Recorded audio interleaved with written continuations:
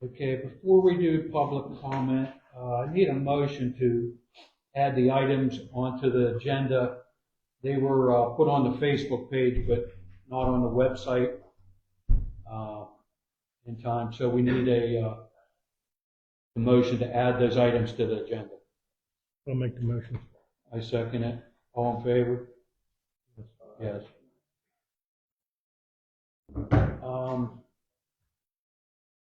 I'd just like to say a couple of things. When when people are up talking, let's be professional and courteous. There'll be no talking other than the person that's talking.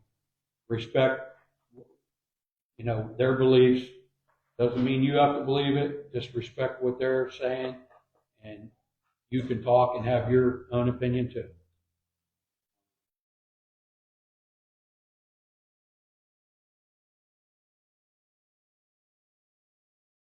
Okay.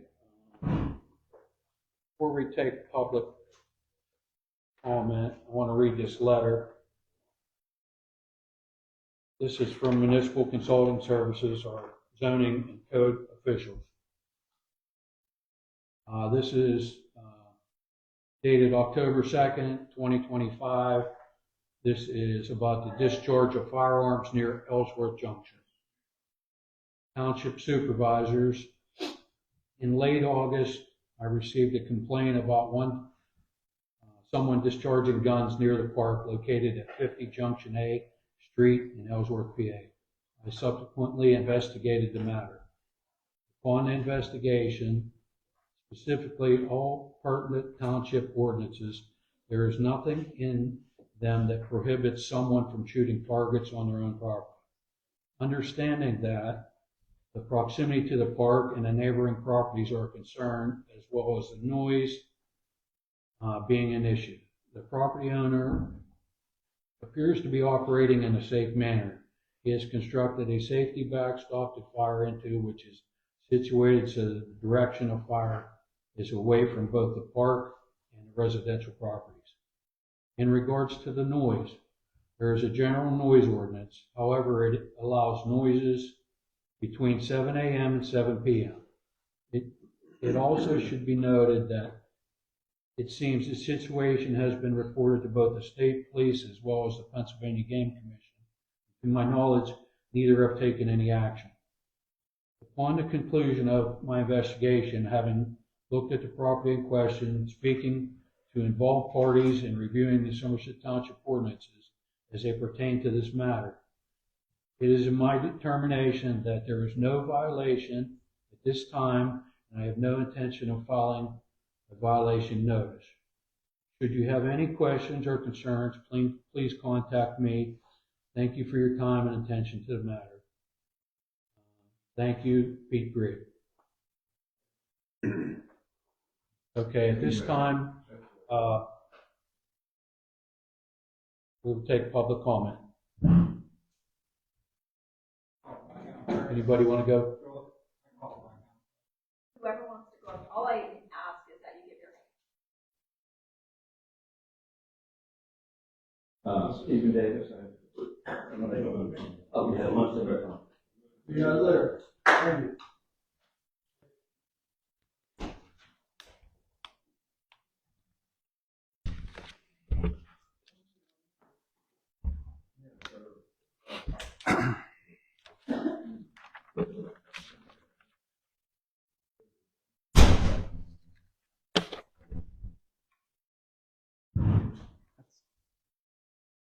Pretty sad news to hear. I made a speech called The Measure of What's Right.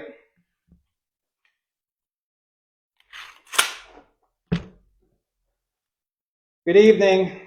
This is a simple tape measure. To me, it's more than that. My son got me this at Santa's workshop at school. He was so excited the day he got it, he met me at the door as soon as I got home from work. There was no way he was going to keep this secret until Christmas. It was one of those moments as a parent where you feel like you're doing something right. You're teaching them about kindness and thoughtfulness, and they give you a gift that shows they're listening. It's a reminder of what we're all trying to do. Raise our kids to know the difference between right and wrong. And that's why we're here tonight. Because when you strip away all the arguments about property rights and ordinances, this issue can be measured with this.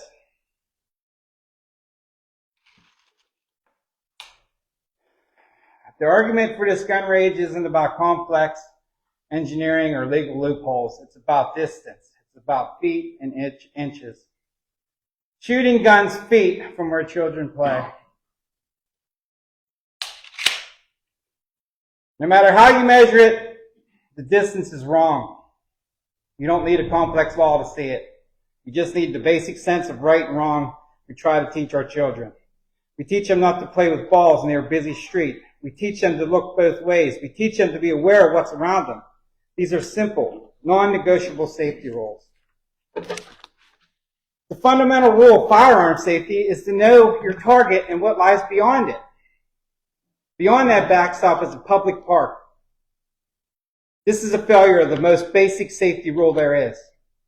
So I'm not asking you to interpret a complex law tonight. I'm asking you to do what you were elected to do. Uphold the most basic duty to protect the public. Use your moral tape measure. The distance is wrong. The risk is unacceptable. The only right thing to do is to shut it down. And finally, to the members of this board and to the candidates running for supervisor in the upcoming election, this issue is a defining one for our community. It's a clear test of whether our leaders will prioritize the safety of our public spaces. Therefore, we, the residents, have a right to know. Where do you stand? We are watching. We will remember your actions or your inaction on this night. We expect every candidate or supervisor to make their position on this safety issue publicly known before Election Day. The people you seek to represent deserve to know if you will represent their safety. And to ensure that the voice of the community is no longer ignored on matters of basic safety, I'm taking a further step. We need representatives who are not afraid to act. Therefore, if no current candidate will commit to solving this, I'm announcing tonight that I will stand as a write-in candidate for Township Supervisor.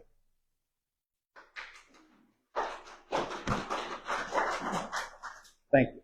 I may not win, but I will make sure every voter knows where their candidates stand on this critical issue. In a community where every vote counts, the people deserve a choice who will unequivocally put their safety first. This is no longer a request. It is a promise of accountability. Thank you for your time. Oh, I'm Jared Rittenard, too, 69 Junction A. Sorry, I didn't say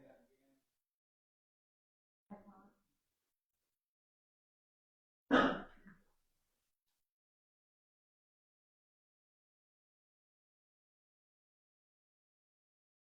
I'm Jackie Rednar. My address is Ellsworth. I live in Somerset Township. I pay taxes for Somerset Township. Somerset Township did nothing for us. Barry Stout put that playground in for us. If that's allowed to happen, close the park. Somebody is going to get killed. And if God forbid, if that happens, does it come back on Somerset Township or does it come back on the property owner? Do you have an answer? Do you want to know what my answer was? Both. It comes back on both because we try to stop it. It needs to be stopped. It can happen. It's not about does Jared win? Does Ronnie win? We don't have enemies with them. Is it voting? This got so ugly. It's about safety in the community. It's a park. And they're saying that we're saying they're shooting at the park. No, they're not shooting at the park.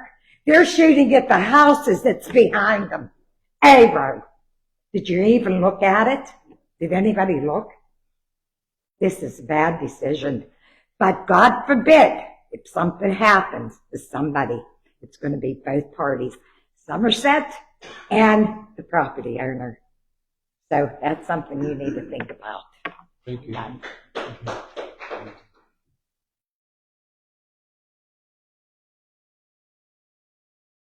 Yeah, good. My name is Chuck Chow, Somerset Township. The shooting range does not go towards A Road, towards B Road, towards nothing. The shooting range, the park is right there. The shooting range goes this way towards the dump with a professional backstop. No lies of A Road, B Road, someone could get hurt. It goes this way. Why lie about it? It does not go towards your house or nothing. We've been shooting up there. There has been not one issue, not one problem. The zoning officer said it's fine. State police say it's fine. If it was not across the street from his house and he didn't like the noise, there'd be no problem. Thank you. Thank you.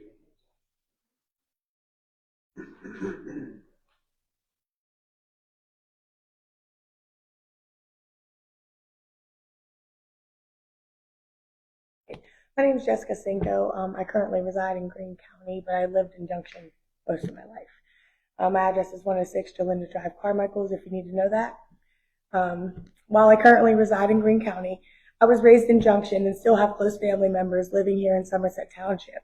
My immediate family also owns and operates Rittenhour & Sons Garage in the community. It is dear to my family. I'm here tonight not just as a concerned citizen, but as a mother. I want to speak about the unregulated private gun range operating within the township. In Pennsylvania, according to my Google search, no permit is required for personal gun range usage, but that does not mean anything should go. Property owners are still responsible for complying with local ordinances and ensuring their range does not pose a public safety risk or nuisance. The issues at hand are Somerset Township currently has no ordinance in place. And based on the community's concerns here tonight, it is clear this range has already become a serious issue. Without regulations, there are no standards for how close the range can be to homes, parks, or businesses. That opens the door for real dangers. Stray bullets, ricochets, constant loud gunfire, and even lead contamination in soil and water. These aren't hypothetical concerns. They are well-documented concerns from unregulated ranges in the past. And here, the hand in question, if an accident happens, if somebody is hurt or property is damaged, who is responsible? Is the property owner or is it the township for allowing an unregulated range to operate without oversight? Either way, it will be too late. A child injured or life lost, there are no real risks we should be gambling with. The range owner, I'm sorry, I'm so nervous. The range owner has claimed that the military backdrop in the last video that I saw on Facebook, I watched the live of the last thing, and that they follow safety rules. Out of respect for everybody's safety, I am asking that these rules and claims be verified through documents, inspections, certified engineering reports, and compliances with recognized safety standards. If the range is truly safe, providing that should not be a problem. If this isn't about taking away anybody's guns. It's about protecting the community. True responsibility includes not just safe handling of firearms, but ensuring that their use does not threaten neighbors, children, and local businesses. We deserve to feel safe in our own homes and backyards and local playgrounds in our daily lives. Let's not wait for a tragedy before we act. Let's create an ordinance that ensures safety now before it's too late. Thank you.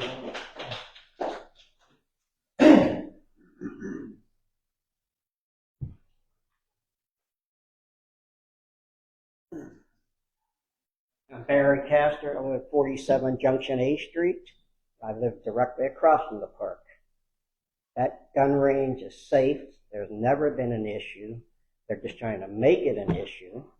Shake your head all you want.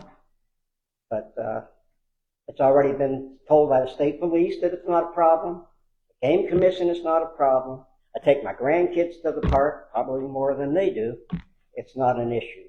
The park, it is safe. If anything, the park's more unsafe than the gun range is.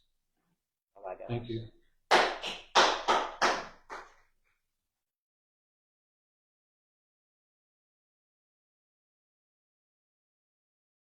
My name is Lee Marie Rittenauer. I also live at 69 Junction A Street. And I just wanted to come up here and say a couple of things. One is that your own code enforcement said that there were issues. However, there isn't an ordinance. We knew there wasn't an ordinance when Jared called and complained. The reason was to make one. And if that is something that this board is not interested in doing, I would ask that you would seriously consider closing Junction Park. I know that you have publicized that you were looking to make a larger park at the former Somerset School site, and I hope that you do that expeditiously. Thank you. Oh, one other thing. As far as not being in issues or whatever, I don't know if you'd seen the news last month, but there was another homemade, unregulated gun range in Texas. It was next to a sporting complex. And I'm sure that shooter thought he was just as safe as everybody else who goes to that property across the street from my house and shoots it at their targets. But unfortunately, his that day did not go where he wanted it to go. And it actually ended up in the shoulder of a baseball coach. So I'm sure that everybody thinks they are safe until they're not. There are gun accidents happening every single day. And I would hate for one of them to happen at Somerset Township Park. So again, if you are unwilling to make an ordinance about that, please close that park. Thank you.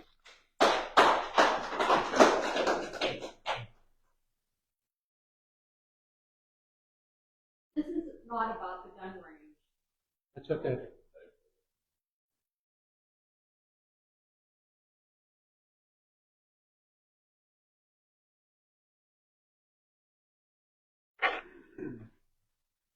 My name is Ruth Rudke, and I live on Aza Road, right off of 519. I am very unhappy that there is an Asian body works that opened down there 2 months ago. Those things have been raided. There was one down by Kinsburg Hospital. There was one in Houston. There have been several on the news. So are we saying that this one's okay? I'm just very unhappy that this kind of stuff is going on in our township. And how did it get to where it's at? How did we allow it to? I understand your concern, but it was applied for as a legitimate occupancy. Then make sure the building is safe. And activities that are illegal, no matter. They are investigating and busting people. We're only issued occupancy saying that they operate there as long as they do legally. Now, run it file with the police and their occupancy, but you can't do that preemptively. You have to issue the occupancy and file an illegal permit. So this is what I saw today. We were down at Lulu's, down at the your distributor right across the street, and a car pulled in there like he knew exactly where he was going. It had all dark windows on it. It was a truck with a cap on the back. Nobody ever got out of there. He just sat there. And I understand your concerns. You can tell me that all day long. I'm not I know. You can report that to the police as well if you see suspicious. So I sympathize with you, but there's nothing I or the board can do. We have to issue occupancy based on the fact that for them as long as they're are. We have conditions in the file that we can control their occupancy. Until that happens, unfortunately. And there's also a vape shop down there. You can't say you're not allowed to do stuff just because I don't. Our massage parlor is allowed in B1. Yes. What our use chart says. It does. It doesn't. It does not, Right it says here. B2. Special exemption in B2 only. You should know that, Pete. You helped write. I'll definitely look into that. Look at that before you approve it. I believe I did, but I'll try to. That's all I have to say. Just, I'm not happy. We're not happy at all with what's going on down there. Okay. Thank you. Thank you.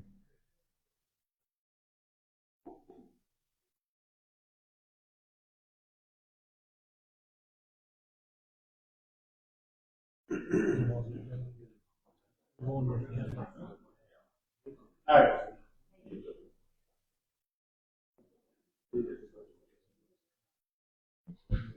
Dave Wiltrout.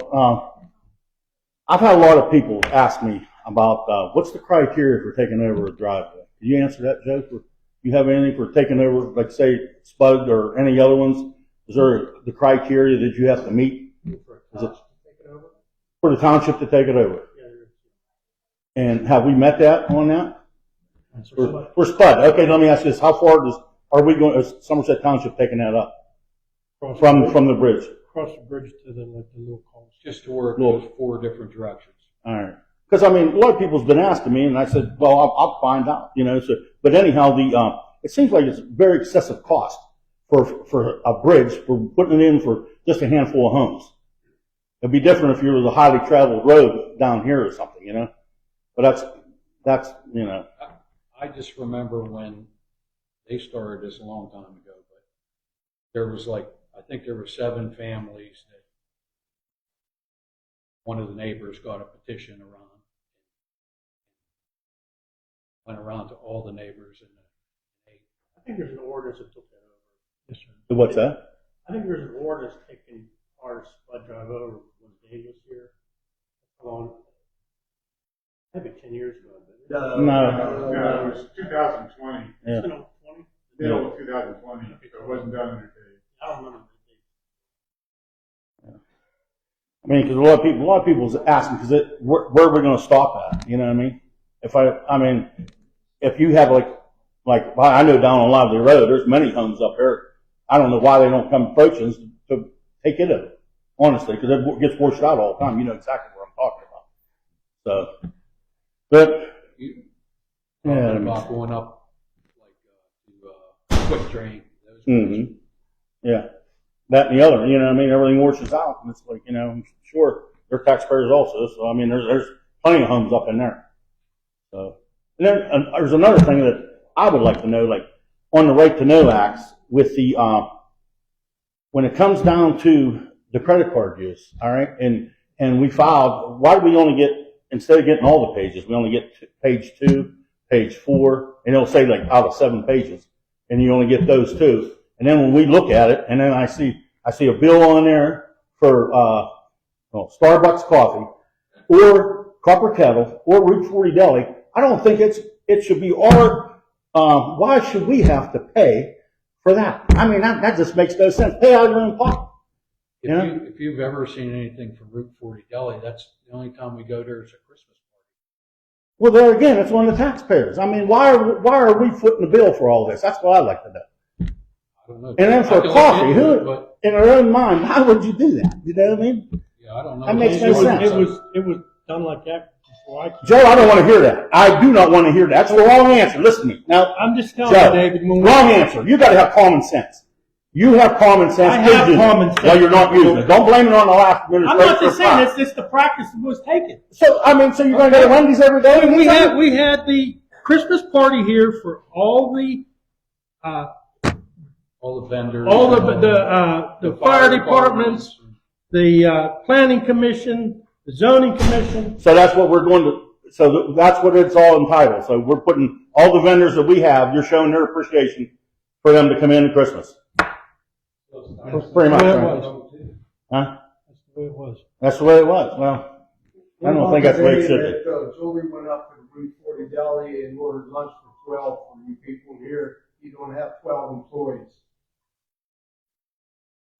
I don't know exactly what it was. I could find out. I mean, Well, that's what the girls told me. Yeah, it's common sense. The ethnic part of it is. I mean, it's like, Trouble is, we ask you these questions, you never give us any answers. You say, well, look into it, and nothing this is the happens. first I've heard of it. Well, what about all the other questions we've asked you? And you've never gotten back to us. Very disappointing. All right. Good to see you guys again. I know you guys ain't missed me, but Billy Blas here from 226. We're talking about common sense. Right, Joe? Yes, sir. What is the first thing on building a road? You should know. Used to be a super duper, right? Right? Good base is the first thing. Water. Water. Control the water. Good base. Wait.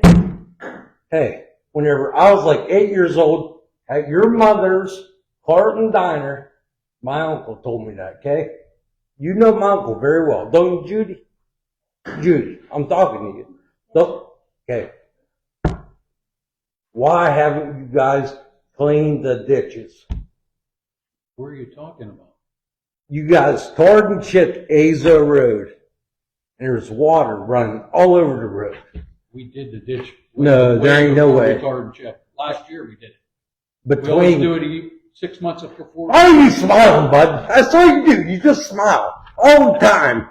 I'm just answering your question. No, you ain't answer nothing with a smile. What do you want me to do? I want to know the answer why you guys don't use the road grader no more to pull a ditch. Because we use a skid loader. We found That's faster, right? We found it more effective. Oh, I got you. Instead of using a road grader, and then the conveyor comes and truck follows that, skid loader is faster with a quarter-yard bucket, correct? I'm just telling you, we think we do a good job. Hey, thanks again. Thanks again, bud. You make yourself look real good where the whole world can see you laughing at me.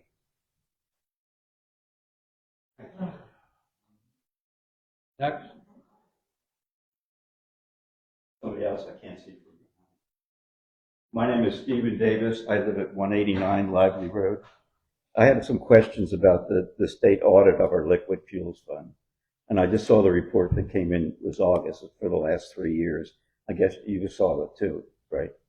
Okay. I have questions about it because it looks like we owe the state another $80,000 or so from the audit. And the primary reason was we weren't documenting our purchases of between $10,000 and $20,000 or so, roughly speaking. And we don't have the documentation required. I think the state law requires us to have 3 quotes, could be telegraphically, on telephone, or could be in writing, but we're supposed to show that to the state when they come and audit. And we had none of those documentations. I don't know if you're aware of that or not. I know. What's that? Okay. Jim will look into it, but we know that there's a certain amount that it's over that we have to get 3 bids for. Yeah, it's what I've read in the rules was about Like 12.3 to yes. 23.1. Let's see, and yeah, 12,009 to 23. It changes every January. Yeah, it does. But we don't have the documentation, so the state auditor just rules them out. Says we have to reimburse the state for that money. I think we should be able to get those documentations as we're getting these quotes in. And I think we need to have a system in place to really look at what the quotes are and keep them in file and make sure that the auditor has access to them when they come in, rather than just throw away $80,000. I don't think there's anything that I've been a part of that we haven't had 3 bids on. Okay. That's been over the. Okay. Over the. But the report says we can't provide them to them. And that's why we have to pay the money. Jim will look into that. Okay. I don't believe that's ever happened here. I've been here. Anything over the bracket we get on. And actually the issue goes back to 2021, and they say this is a recurring problem in the township. So they're going to say when they come in next time, they're going to look at that again. And any expense that we had between those amounts, they're going to disallow, and we have to reimburse the fund. So I think we need to have something in place to be able to do that. And my thought was maybe we have an audit committee. Maybe they should look into what the procedure should be and document and make sure we have the documentation in place. Because when they come in, they're going to look at that again. They say it's a recurring problem. The next time they audit, they will look at that. So rather, if we want to throw that money away, that's okay, I guess. But it's a lot of money to me. Okay. So that's all I really wanted to say. Thank you. Okay.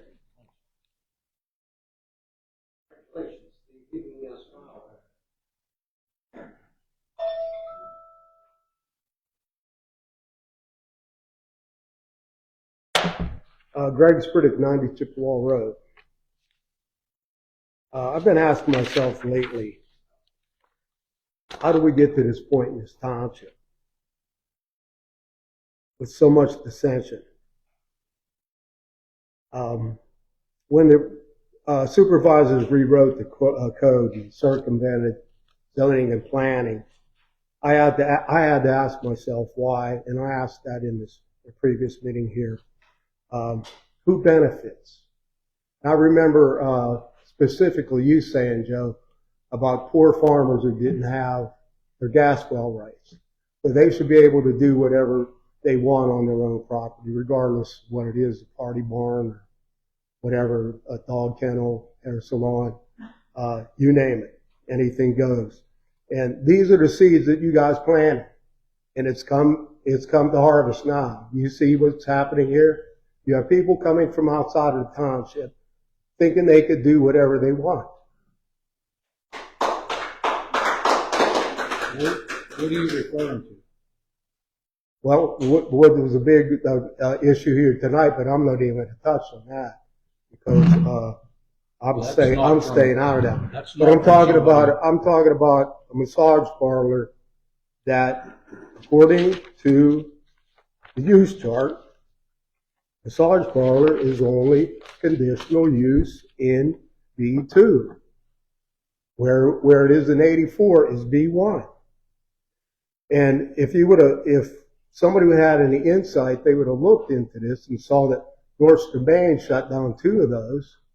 And also Ross Travers Township this past summer, they shut down 2 of those too. They were called Asian massage parlors, the same name as the one that's in 84.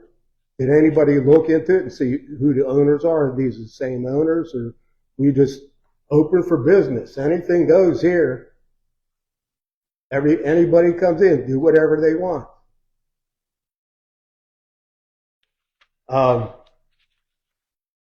And the point is that when you circumvented zoning and planning, anybody that didn't agree with you, you just totally dismissed them, got rid of them, going around bragging that you got rid of the 2 old guys that didn't want people to do whatever they want on their own property, even cut hair.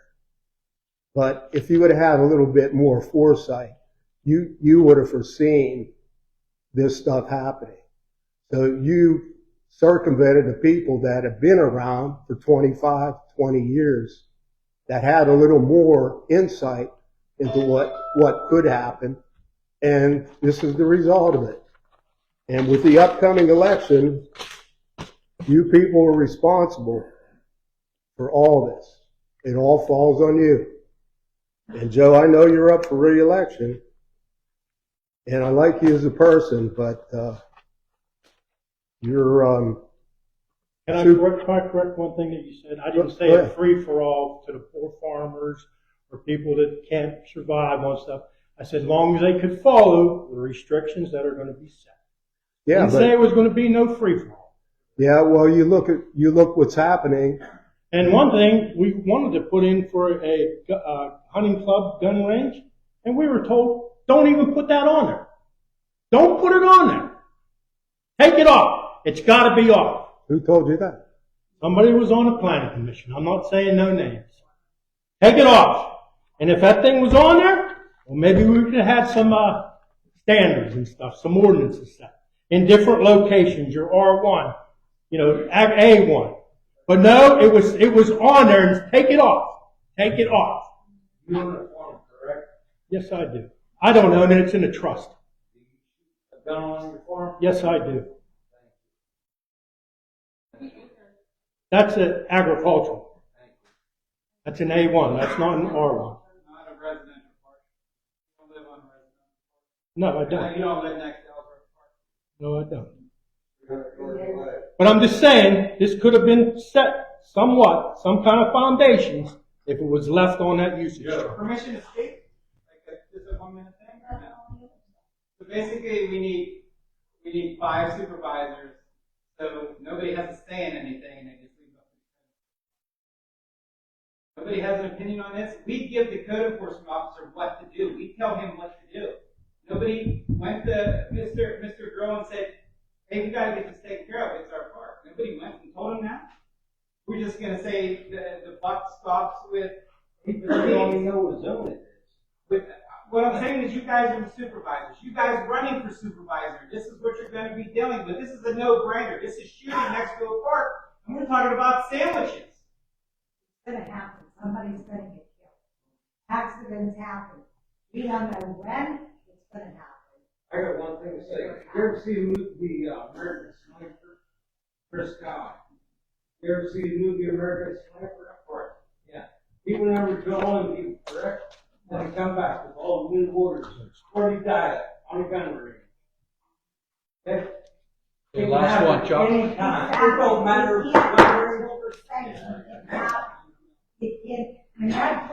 Greg, are you done or not? Sorry. Well, I might have a follow-up to Joey's comment, if everybody Hold else. on a minute, Chuck. Go ahead, Greg. Well, Joe, that's all fine and good, what you said, but basically the buck stops right there. I mean, you guys should have more foresight into this. And Mr. Grebe, I don't know why, I mean, this is how this all started. He needed definitions. So you opened the code up, and basically, instead of everything just being black and white the way it used to be, There was no and ordinance everything on it. handled by ordinances to the code.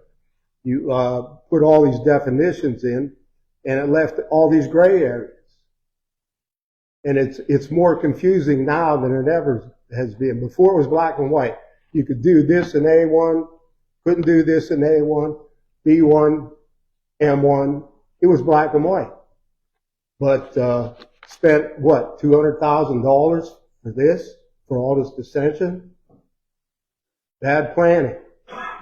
Bad planning. Go. Yes, the shooting range shouldn't be a problem whatsoever.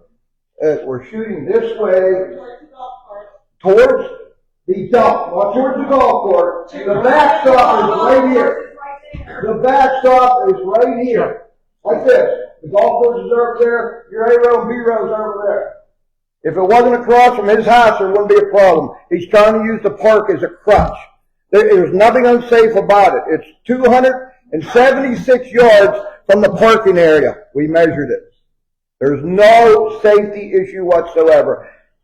Mr. Grebe ruled on that, and the state police. You guys know it's safe. But use the park as a crutch. It's not the park. That's all you have. Chuck, it's deep, man. It's deep. This right here. What are you talking about 200 yards? You're wrong. Roger Rainey, 347 Rainey Road. If we could, Joe, could we switch gears from the shooting range to a subject that all of the taxpayers are interested in, and that is the looming tax increase. Joe, you have created budgets for the past 5 years, and you have grossly exceeded every one of those budgets. Could you explain why? Well, I'm going to tell you something. When I was with Jim here, I'm not putting anybody down, and I'm not making myself. We're doing stuff. I kept saying, Jim, are we still in the budget? Because Jim handled it. He says, yes, we're all right. Like I said, I'm not getting myself out of nothing or putting him down. I did it many a times. And Mark, you could also verify that. When I was in. So you're running for re-election, right? Yes, I am. My understanding is, and as long as I lived in the township since '95, the township has always had an excess to cover whatever might come along. My understanding is... No, not always. Not till all the casinos and the gas and all that started. Before that, it was always nip and tuck. So, my understanding is you've always exceeded the budget, Joe, during your time in office. And so what you've done this year, you've taken any excess that the township has and you've put it into the budget. So, if you meet the budget this year, the township will have no reserve. If you exceed the budget this year, the township will be in the red. Where are you with regard to spending this year toward the 2025 budget? Joe, this is your question. He's the one that did the budget that last year. Mark did. Okay? He knows the final. I mean, I know the answers on the paper, but he did the work putting it together.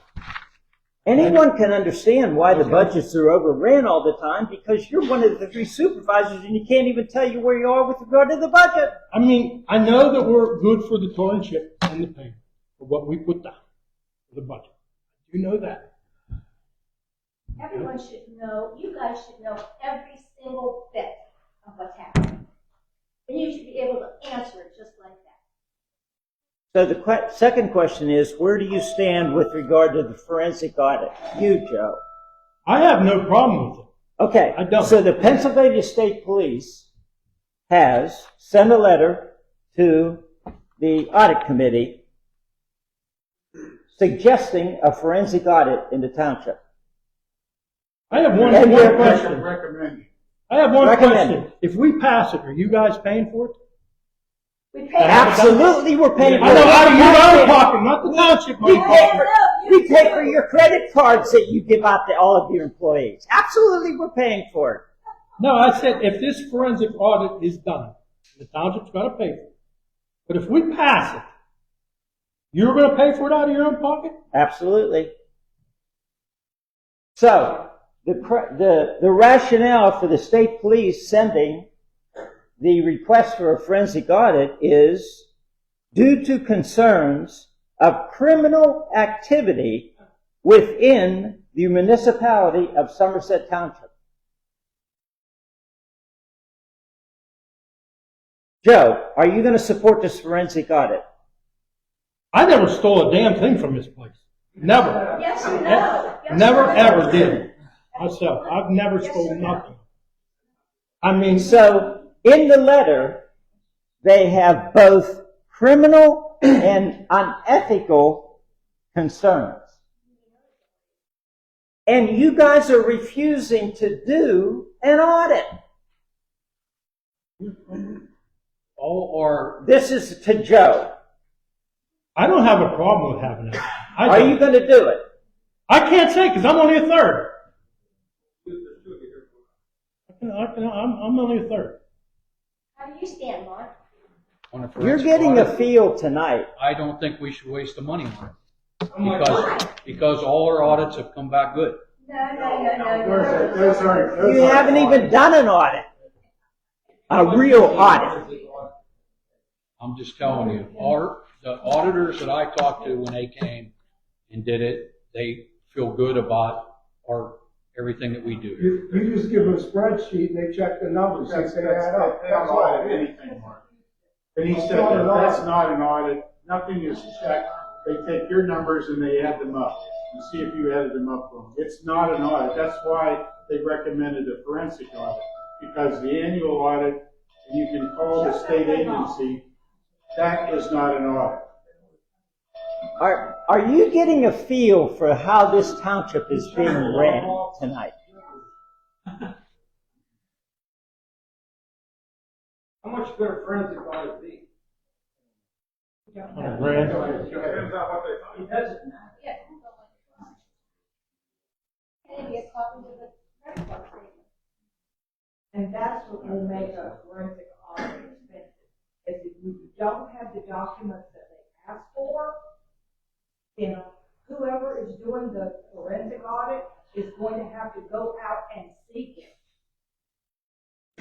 So this is why documents need to be kept and rules need to be followed so that you can give this stuff to them.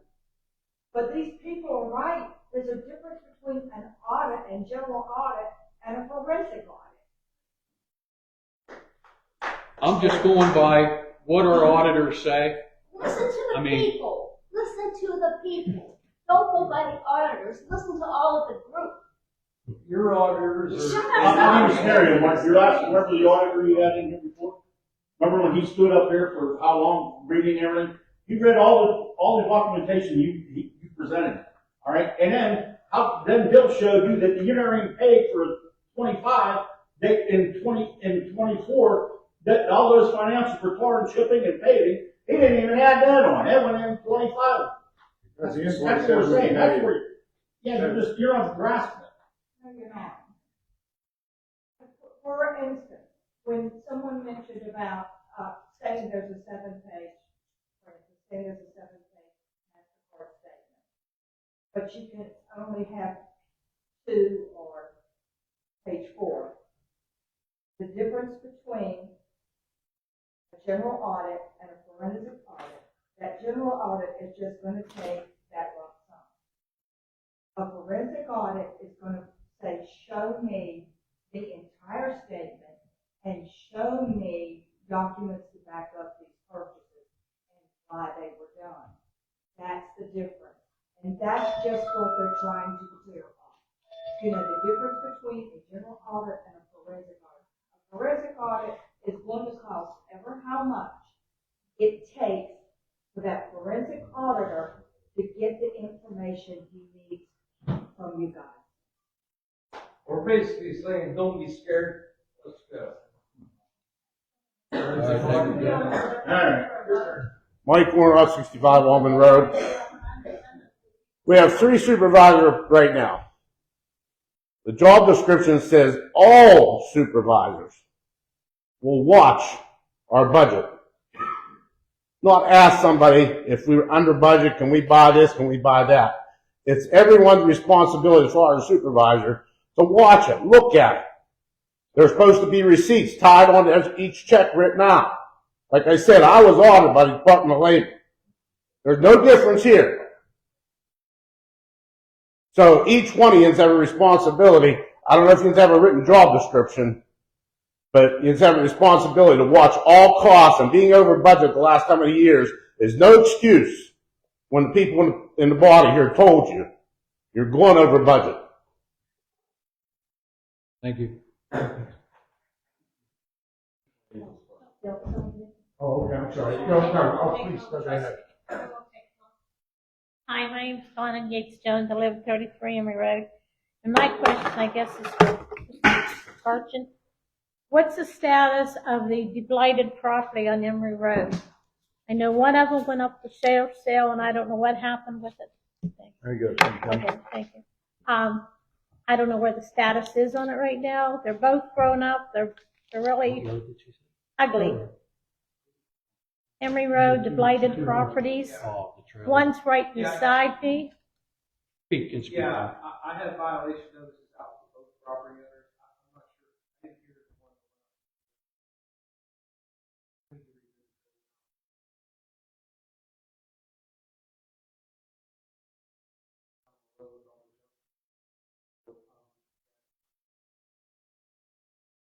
Violation letters out.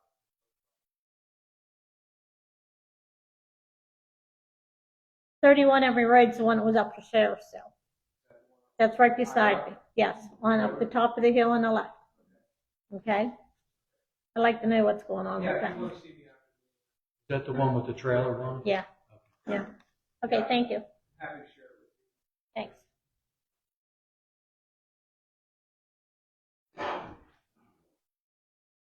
My name is Bill Pollock, 27 Pollock Road.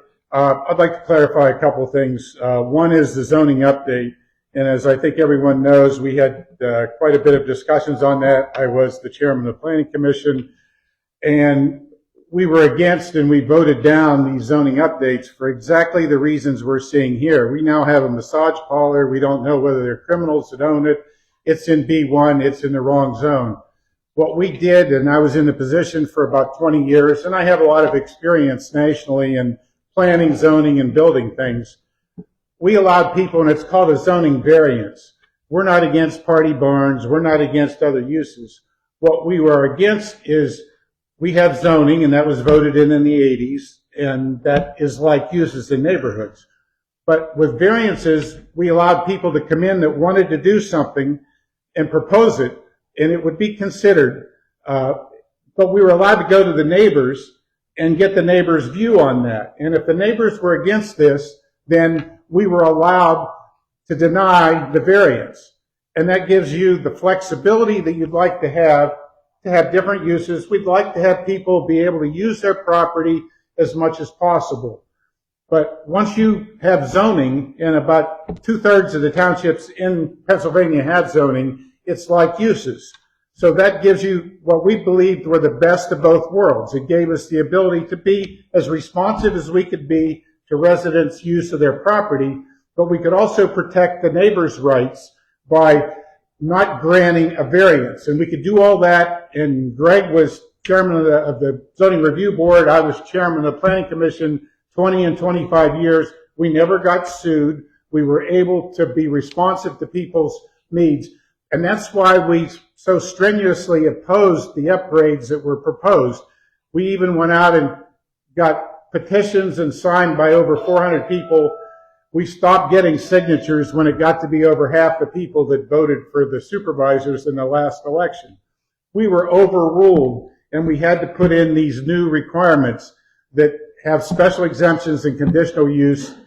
It nullifies the ability for neighbors to object to these things, and it's already causing problems. We now have a massage parlor, we have gambling, one of which I believe is open 7/24, and this is a problem, which that was the first part of it. The second part of our problems with those updates that were made is that by driving business into the center of the township, we have 68 miles of township roads, 63 miles of which are regular, and the 5 miles are turnback, of which you get about $4,000 per mile for the roads.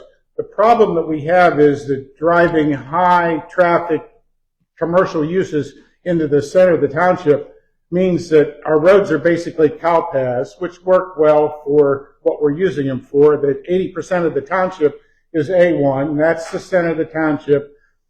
About 15 years ago, we zoned along the major highways for business. So that allowed us to avoid the cost of upgrading all those roads in the center of the township. And according to our township engineer, if you just replace the base and pave the road that's there, that's not straightening it or taking the hills out or moving the utilities, it's about $2.4 million per mile to do that. And the problem we have is that if we have to start upgrading all these roads in the center of the township, we collect only about $200,000 a year in total real estate taxes for the entire township. I mean, that means that, and there's about 1,100 families, so you can do the math. If we had to do 1 mile of road, that's not making it 19 feet wide, putting in the berms that are required, moving the utilities, just paving and doing the base, $2.4 million. That's over $2,000 per family, extra taxes just to pave 1 mile of roads. So by driving all these high volume businesses into A1 properties, we're setting ourselves up for an unbelievable tax increase because, again, we have about $200 million worth of assessed property in Somerset. We collect about $200,000. That is a big problem, and we're losing the Act 13 grant money. In 2023, we got $629,000 in Act 13 grant money. We collected about $200,000 in real estate taxes.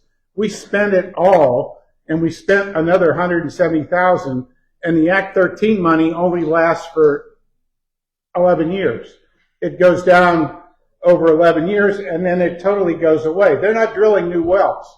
We were down, I think this year we're what, $250,000 in Act 13 money from $629,000. We've upped the salaries, the spending, the benefits. We've driven business, and we're driving heavy volume business into the center of the township. We're going to be stuck with a lot of tax increases, and when you look at what we're paying now, it just doesn't balance. And that's why we've formed the transparency group to make this evident to everyone where we're headed, because we don't want to come back and say your taxes are going up 5 times, your township taxes, because of all these things that are being done. And the question on the ranges in the zoning updates, there's nothing stopping anybody from coming in and proposing a range on any piece of property. But with a variance, then it allows you to go to the neighbors, get their opinions, and if they're against it, or if it's unsafe or there's other reasons, then you can say no.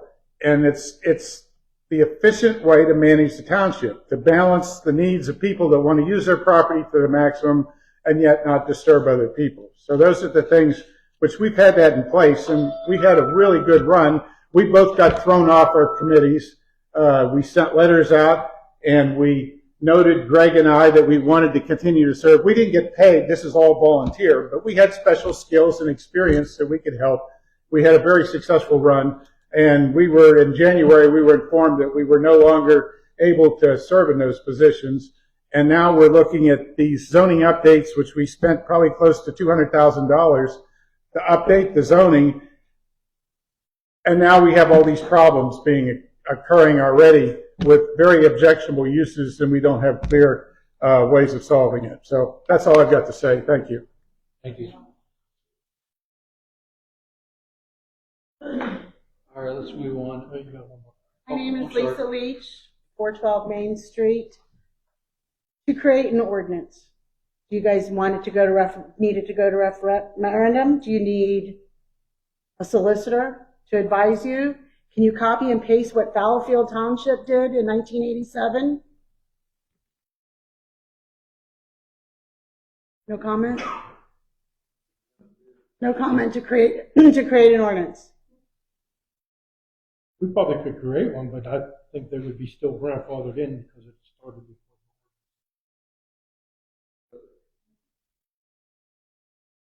No, not according to the state Supreme Court. They just ruled on that on a 5-acre piece of property up in Elk County.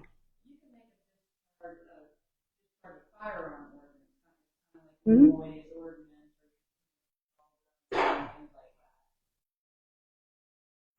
It's not reinventing the wheel. Fallowfield Township is similar in demographics to Somerset Township. There's farmland, there's residential patches.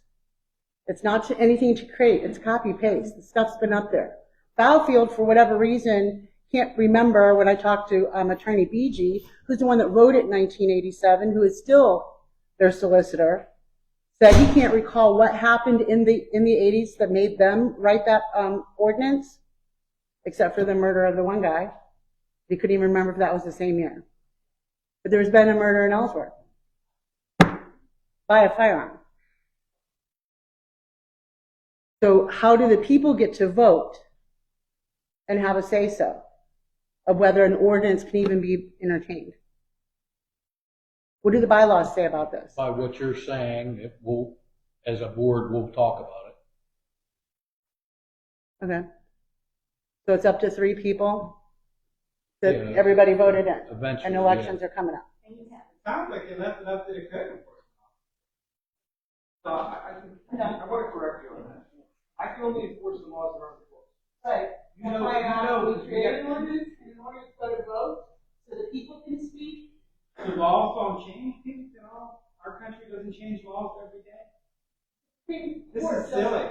Pennsylvania Supreme Court. Do you want me to answer the question, or do you want to tell me what you I'm saying if Barry Stout was alive, after what he did to build that park and the legacy we're leaving him, by just letting people shoot next to it, this is crazy. I can't believe we're arguing about sandwiches. Pete, what I'm saying is, I didn't hear one thing from anybody that's running for supervisor, it's the current supervisor. Jared, I'm only trying And to... it's upsetting, Pete, it's just upsetting, you understand? Yes, of course. Sorry, Pete, it's emotional, man, you know. That's fine, but every time I start talking, you interrupt me. So I'm going to tell you what I said on the phone to you the very first thing. You knew very well that there was no ordinance in place when you talked to me the very first time. I can't enforce an ordinance that's not in place. So, can the people create an ordinance? I'm about to get there. You're exactly correct. Mr. Lord just said, the public they come to the meetings tonight, make their wishes known, and then they take it under advisement. If they want to put an ordinance in place that I can enforce against, that's fine. But at this point, under the old ordinance and the new ordinance, there's nothing speaking to guns. So I don't have, can I finish? I'll finish my point, then you can speak to them. I don't have a choice. There's no law to enforce. what's in my letter, if I want to speak to Jared, I didn't leave it up to me. There's nothing in the ordinance for me to even enforce. I wasn't clear with that, I'm sorry. I am. Okay. That was my question. Can it be put to the All right. Is there a motion Sure, the that people. they're going to discuss? Answer that Not question. out here. They don't even need a motion to discuss amongst themselves. They don't have to make a motion to discuss it. At least as far as I know. Attorney can correct me if you. Okay, To answer your question, hold up one you second. can go, the general public can go and solicit supervisors to look into something. They can change the law if they want to change it. But if they don't, they don't. So that's what elected officials are for. So The ba- redress after that is to vote them out, which is many people have said that tonight, or they leave them in there. But I would caution that any change of any ordinance is not just for one situation. If they make a law, it's for all 2,500 people in the township. So they have to weigh that as well. That's why they're Southfield Township. Fair enough. Which is exactly what your rights are here to do tonight. That's what these public meetings are for. Compare apples to apples and not apples. Who would be opposed to somebody shooting next to a park? Who's opposed to it? Say it, if you're opposed to it. if you don't get your way, we change the law. Is that right? Yeah, that's it. When you don't get your way.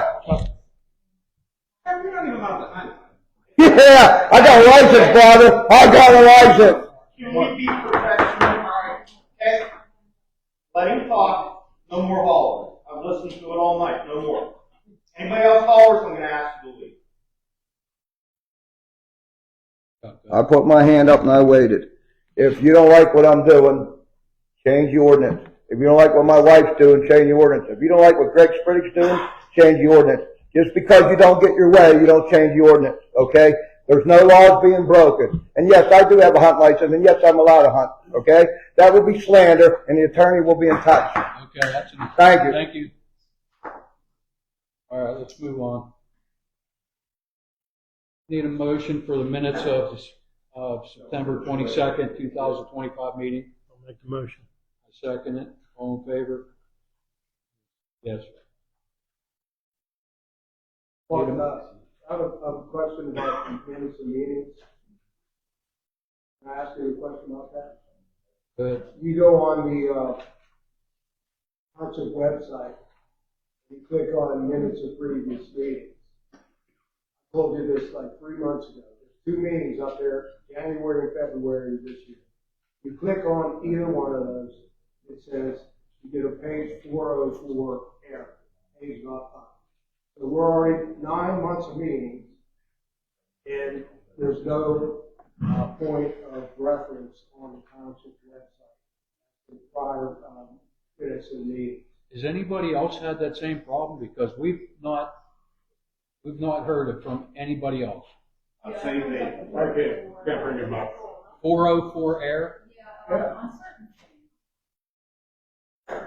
So who manages the website, and they should be able to correct all those things pretty easily, you can think.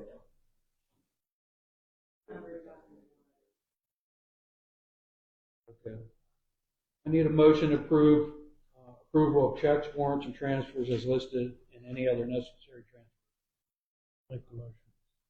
Second it. All in favor? Yes. New business. Need a motion for resolution 7-2025 for local share account program 2025 through 2026 funding request. Make the motion. Second it. All in favor? Yes. Need a motion for distribution of volunteer fire relief payment. Motion. Second it. All in favor? Yes. Need a motion for distribution of the state aid municipal pension payment. The second it. All in favor? Need a motion for the country Christmas date of December 6th from 4 to 7 p.m. The second it. All in favor? Need a motion for $3,000 for the country Christmas on December 6th. Make the motion. I second it. All in favor? Yes. Reports, Secretary?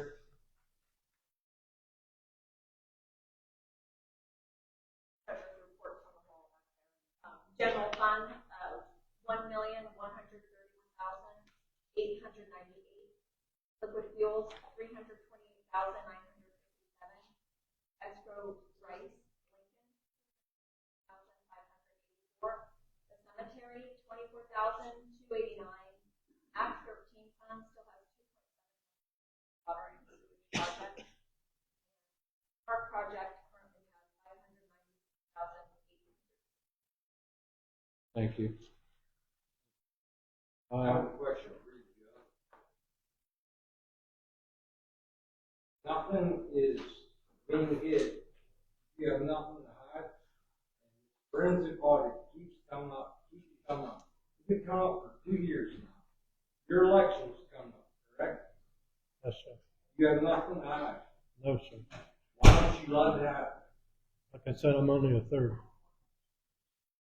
You let it happen, Mark? I already said what I thought. I think our audits are thorough.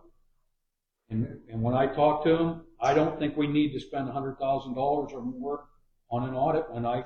You already had Roger say he paid for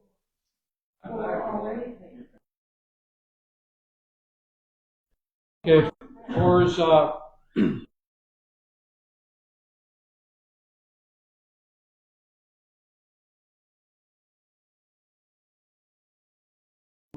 got 2 mowers going each day, a flail mower and a boom mower. We're cutting ditch, repairing some pipes. We're about 50% complete on the bridge project, and we also did a little asphalt work. Mark, with respect to the roads, on Chippewa Road, there's 2 speed limit signs. In the middle between number 10 and 11. And there used to be a speed limit sign opposite the maintenance building there, but somebody put a chain around it and pulled it out multiple times. So the township pulled it up. So it's my request that at least 2 more speed limit signs be put up. One near Bigler and the other near the Lincoln end of it. And if you go down past Fields Farm there, at the cable road that leads to the pump house at the golf course, somebody burned a tire from there, just chilled all the way up over the hill to where the cart paths cross between 10 Green and 11 T. Up over the hill, just chilled the whole way. Not safe. That's a road. That's a racetrack. I have my waste management trash collector met him down there the other day, and he said he's almost been hit 3 times on that road. People speeding by that dump truck, the garbage truck, when he's trying to put the can in. So it's unsafe. People that live there petition you not to pave it, to chip it. But another lack of foresight on the board's part. I don't think so, Greg. I think the road was in pretty bad shape. It's been chipped for years. I mean, under the base of it's still red dog. It was on our list as one of the worst roads. Red dog again. It was sprayed all over that in the middle of the road. Okay, thank you. I need a motion for adjournment. I'll make the motion. A second it. All in favor? Yes.